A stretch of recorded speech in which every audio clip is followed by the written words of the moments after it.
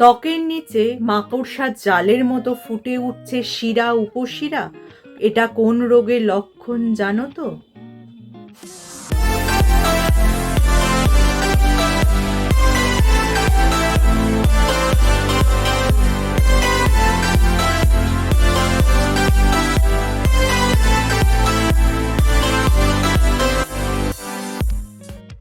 Hello friends, welcome back to my channel. আমার সব বন্ধুরা কেমন আছো?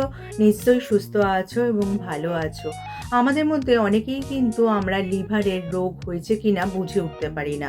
অনেকে ভাবে যদি জন্ডিস হয়, পেট ফাঁপা, গ্যাস ইত্যাদি সমস্যা থাকে বা ঘন ঘন অম্বল হয়ে থাকে তাহলেই লিভারের সমস্যা বা লিভারের রোগ রয়েছে। কিন্তু এক্ষেত্রে চিকিৎসকরা বলছেন লিভারের রোগের কিছু লক্ষণ কিন্তু ফুটে উঠতে পারে আমাদের ত্বকে।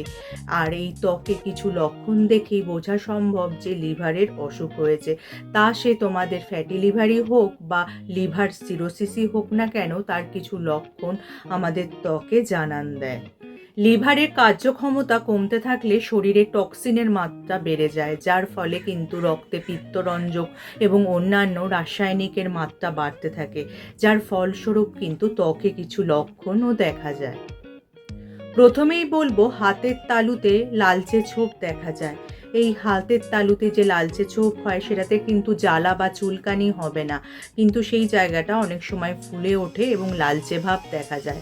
তার কারণ হচ্ছে লিভারের রোগ হলে কিন্তু এই হরমোনগুলির ক্ষরণ অনিয়মিত হয়ে যায়, যার ফলে হাতের তালুর রক্তনালীগুলি প্রসারিত হয়, এই লালচে ছোপ বা ফোলা ভাব দেখা যায় বা প্রদাহ শুরু হয়। এবার যেটা বলবো সেটা হলো লিভার সিরোসিসের একটি গুরুত্বপূর্ণ সংকেত।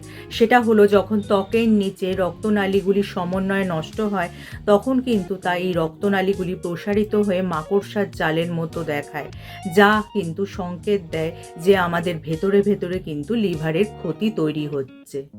অনেক সময় কিন্তু পায়ের পাতায় নীল বা সবুজ রঙের শিরা দৃশ্যমান হয়, যেটাকে স্পাইডার ভেন বলা হয়ে থাকে।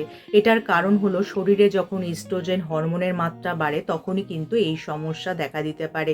এছাড়া লিভারের রোগ হলে কিন্তু যেহেতু হরমোনের তারতম্য হয়ে থাকে, তাই এই সব রোগের লক্ষণ দেখা যায়। এছাড়া চুলকানি, পায়ের গোড়ালি ফুলে ওঠা বা পায়ের পাতা গোড়ালিতে কালচে ছোপ করলে বুঝতে হবে তোমাদের লিভারের রোগ শরীরে বাসা বেঁধেছে। এছাড়া সবশেষে বলবো লিভার সিরোসিস হলে কিন্তু আমাদের পায়ের গোড়ালি ফুলে উঠতে পারে বা হাতে পায়ে জল জমতে শুরু করতে পারে বা পায়ের পাতাতেও কালচে ছোপ পড়তে পারে। এই সমস্যাকে বলা হয় স্ট্যাটিস ডার্মাটাইটিস। তাই এই সব লক্ষণ যদি দেখতে পাও তাহলে কিন্তু অবশ্যই তোমরা সতর্ক হবে এবং চিকিৎসকের পরামর্শ নেবে। তাহলে যদি আজকে আমার এই ভিডিওটা তোমাদের কাজের মনে হয় বা তোমাদের উপকারে আসে, লাইক আর শেয়ার করে দিতে একদমই ভুলো না। যারা আমার এই চ্যানেলটা প্রথম দেখছো, চ্যানেলটাকে অবশ্যই সাবস্ক্রাইব করে নিও এরকম উপযোগী ভিডিও আরও দেখার জন্য। তার পাশে যে বেল আইকনটা আছে ওটা প্রেস করে অন করে দিও, যার ফলে যখনই আমি ভিডিও আপলোড করব নোটিফিকেশান তোমাদের কাছে পৌঁছে যাবে। আজ তাহলে আসি, আবার দেখা হবে আগামী পর্বে।